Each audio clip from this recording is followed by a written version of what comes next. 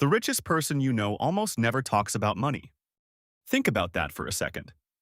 The loudest people about money, the ones posting screenshots, announcing their income, telling you about their portfolio at dinner, almost never have real wealth, and the ones who do? Silence. Almost eerie silence.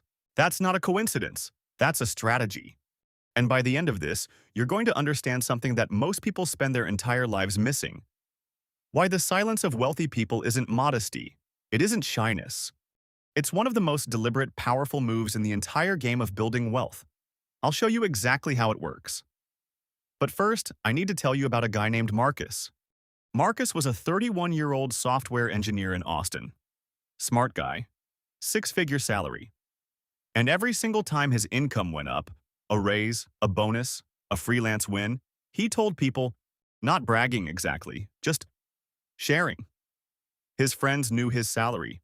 His family knew his investments. His coworkers knew what he was saving. He thought transparency was healthy. He thought it built trust. What it actually built was a cage. Within months of every raise, his lifestyle had adjusted. Not because he chose it, because the people around him unconsciously recalibrated their expectations. Dinners got more expensive. You can cover it, you make more. Loans got asked for. Advice turned into pressure. And worst of all, his own psychology shifted. He started spending to match the image he'd created. Marcus isn't unusual. Marcus is most people. Here's the first thing wealthy people understand that nobody tells you. Money is information. And in the wrong hands, information about your money is a weapon used against you, sometimes by the people who love you most. There's a concept in negotiation called information asymmetry. Whoever holds more information holds more power. It's why a car dealer never shows you the invoice price. It's why salary bands stay confidential. It's why real estate agents know the seller's bottom line before you do. In every one of these situations, the party with more information wins. Wealthy people live this principle every single day, not in negotiations, but in their ordinary lives. When you don't know what someone earns, you can't ask them for it. You can't resent them for it. You can't use it to position yourself against them. The silence isn't arrogance, it's armor.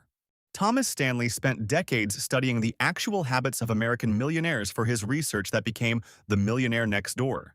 One of the most consistent findings wasn't investment strategy or income level. It was that high net worth individuals almost universally avoided displaying or discussing their wealth, even with close family. The millionaire next door drove a used truck, shopped at the same grocery store, and told absolutely nobody what was in their brokerage account.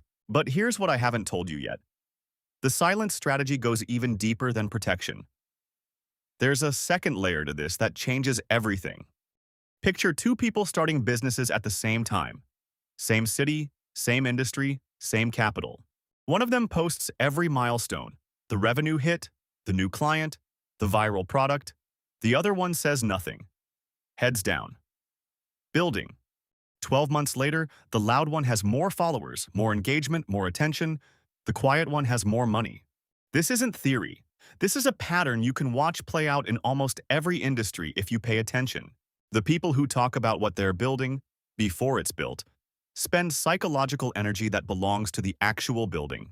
There's research showing that when people announce their goals, the social acknowledgement they receive tricks the brain into feeling like the goal is already partially achieved. The motivation drops. The action slows. The wealthy don't just stay quiet to protect what they have. They stay quiet to protect what they're building.